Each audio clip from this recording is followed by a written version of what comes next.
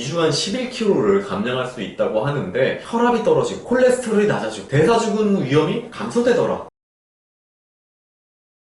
오늘은 이제 미국에서 이야기가 나와서 이슈가 됐던 삶은 달걀 다이어트에 대해서 이야기를 좀 해보겠습니다. 삶은 달걀 다이어트 말 그대로 이제 다이어트 식단을 삶은 계란으로 중점적으로 잡은 다음에 그 외에 나머지 식단들을 같이 조절하면서 먹었을 때 체중이 쭉쭉쭉 빠진다 이제 이렇게 나오거든요. 그 저자의 주장에 따르면 2주간 약 11kg를 감량할 수가 있다고 그러는데 실제로 이제 그게 가능한 건지 그리고 정말 제대로 된 방법인지 전반적인 거 한번 쭉 살펴보고요. 그리고 실제로 그럼 2주간 계속 달걀을 그렇게 꾸준하게 먹는다. 우리가 이제 예전에 이런 얘기를 들었었죠. 달걀 노른자 많이 먹으면 콜레스테롤 높아지는 거 아니냐 이런 걱정도 했었는데요. 오늘은 그런 부분까지도 정확하게 좀 확인을 하고 짚어 넘어가면서 정말 이게 효과가 있는 다이어트인지 그리고 건강상에 문제가 없는 다이어트인지 확인을 해보는 시간 좀 갖겠습니다. 제가 이제 요거 삶은 달걀 다이어트가 2018년에 이제 서적이 출간됐다고 합니다. 이 저자에 따르면 이렇게 하면 2주간 11kg를 감량할 수 있다고 하는데 사실 제가 이제 보면서 조금 의문은 들었어요. 이게 정말 삶은 달걀 다이어트가 맞는 건지 아니면 다이어트 식단에 그냥 삶은 달걀만 넣은 건지 약간 좀 아리송한데 아무튼 그렇답니다. 좀 볼게요. 제가 정리를 좀 했는데 자, 이게 이제 2018년도에 더 보일드 에그 다이어트라고 해서 삶은 달걀 다이어트라는 이제 책에 나온 내용을 근간으로 해서 이제 진행이 되는 건데 주요 내용은 이겁니다. 매 끼니의 달걀 그리고 기름기가 적은 육류 이런 단백질을 공급해주고 그 다음에 비전분성 채소 그 다음에 저탄수화물 과일을 먹는 방식의 다이어트라고 합니다. 굉장히 음식이 타이트합니다. 그래서 미국의 헬스 저널에서 뭐라고 얘기했냐면은 이거는 좀 지속하기 힘들다, 좀 특수한 다이어트다 이렇게 평가를 합니다. 이제 식단이 구성되어 있습니다. 어떻게 구성이 되어 있냐면은 특정 음식만 섭취하도록 허용이 되어 있어요. 그래서 자, 아침은 뭐냐? 토마토, 아스파라거스 이처럼 전분이 없는 채소 한 접시 그리고 이런 자몽처럼 저탄수화물 과일 1회 먹을 분량 삶은 달걀 2개랍니다. 이게 이제 아침 식단이에요. 점심, 저녁은 전분이 없는 채소 거기에다가 삶은 달걀이나 혹은 닭고기, 생선 등과 같이 단백질 식품을 소량 섭취한다.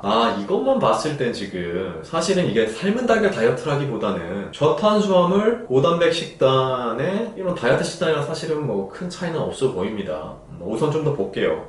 그 다음에 이제 운동을 하라고 합니다. 이제 여기 써있기로는 뭐라고 써있냐면은 삶은 달걀 다이어트에서 운동은 필수적이진 않다.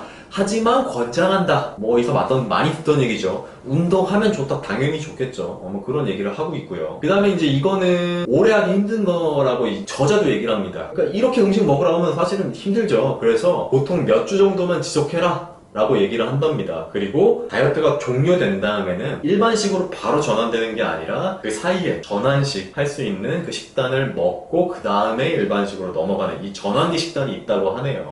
자, 여기서는 이제 먹어도 되는 식품과 먹으면 안 되는 식품이 아주 극명하게 갈려 있습니다. 종류가 무지 많은데 이걸 계속 보면서 느끼는 건 이게 삶은 달걀 다이어트라고 해서 처음엔 정말 삶은 달걀만 먹고 하는 건 줄 알았는데 그게 아닙니다. 삶은 달걀은 그냥 거두는 거고 정말 말 그대로 저탄수화물 다이어트 식단을 우선 지속하고 거기에다가 단백질을 계란으로 해라 이 얘기인 것 같아요. 미국의 건강 매체 헬스라인에서 재밌는 얘기를 합니다. 이 삶은 달걀 다이어트는 단기간 체중을 감소시키는 효과가 있는데 지속 불가능한 동시에 매우 제한적인 식이요법이다. 따라서 장기적인 다이어트를 계획하는 사람에게는 적합한 방법이 아니다. 그러니까 내가 단기간에 아주 쥐어짜내서 체중을 뺄 거면은 요거를 추천하는데 너가 꾸준하게 다이어트를 건강하게 할 거면 요거는 좀 힘들지 않을까? 라고 건강 매체에서도 좀 평가를 하고 있네요. 제가 이제 개인적으로 생각을 해도 이런 방법은 사실 추천드리지는 않습니다. 기본적으로 이제 다이어트 식단을 구성하실 때 많은 분들이 저지르는 그 오류 중에 하나가 정말 큰 실수 중에 하나가 완전히 다이어트 식단을 가지고 다이어트를 진행하시는 거예요. 왜 그게 문제가 되냐면 제가 항상 이렇게 말씀드립니다. 다이어트 식단은 그렇게 오케이 먹는 거 좋습니다. 아주 좋아요. 사실 의지가 넘치고 괜찮은데 이거 평생 하실 수 있겠냐고. 이렇게 다이어트 식단 하다가 나중에 먹는 양 늘어버리면 이거 감당할 수 있겠냐고. 살 찌는데 괜찮겠냐고. 이제 이렇게 물어봅니다. 그러면 10이면 10명 다 똑같이 얘기해요.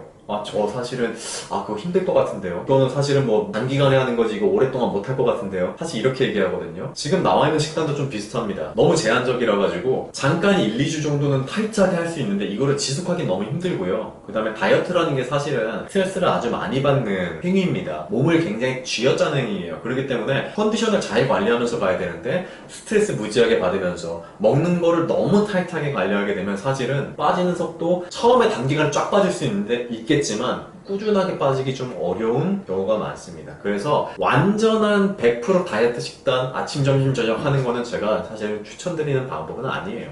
다이어트를 할 때 지금처럼 달걀만 먹으면서 단백질 섭취를 달걀로 하면서 하는 게 과연 무리는 없을까? 이 부분 사실 제가 좀 궁금해집니다. 그래서 여기에 관련된 논문 2편을 좀 찾아봤어요. 자, 첫 번째 논문은 뭐냐면 이제 성인 여성의 달걀 섭취량에 따른 만성질환 위험 비교.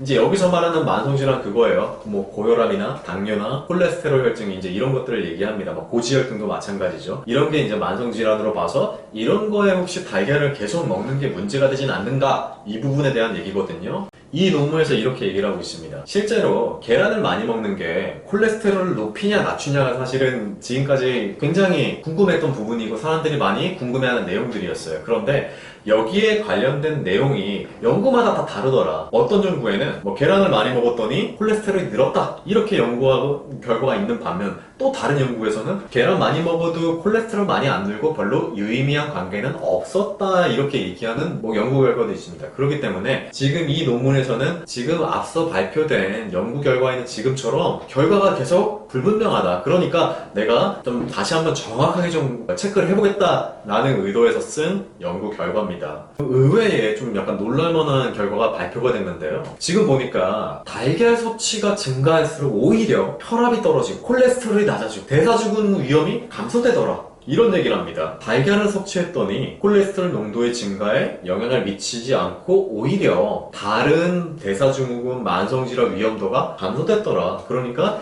달걀을 많이 먹는 거는 괜찮더라 이런 결과가 나왔어요. 이런 거 따져보면은 뭐 달걀로 다이어트 하는 게 오히려 건강을 해치는 게 아니라 건강적인 부분에 있어서 도움을 좀 많이 줄 수도 있겠다라는 생각이 듭니다. 근데 이제 제가 연구를 한 개만 보면 조금 너무 편협할 수 있어서 한 개만 더 볼게요. 이제 한국인의 계란 섭취와 대사증후군과의 관계에 대한 이제 대한지역사회영양 학회지에 나온 건데 2011년도 겁니다.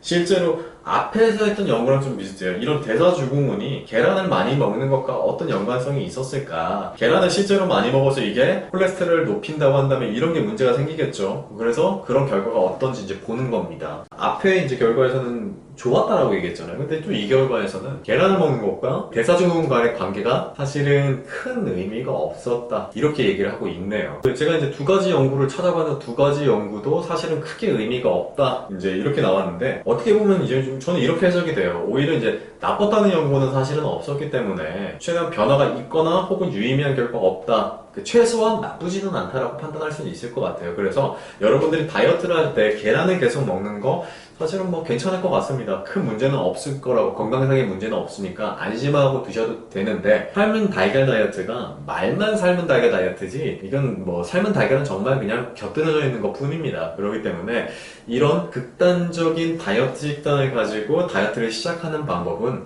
단기간에는 살 빼는데 조금 도움을 될 수는 있겠지만 뭐 이렇게 극단적으로 좀 시기를 제한하는 종류를 제한하는 다이어트는 사실 추천드리기 좀 어려운 방법인 것 같습니다.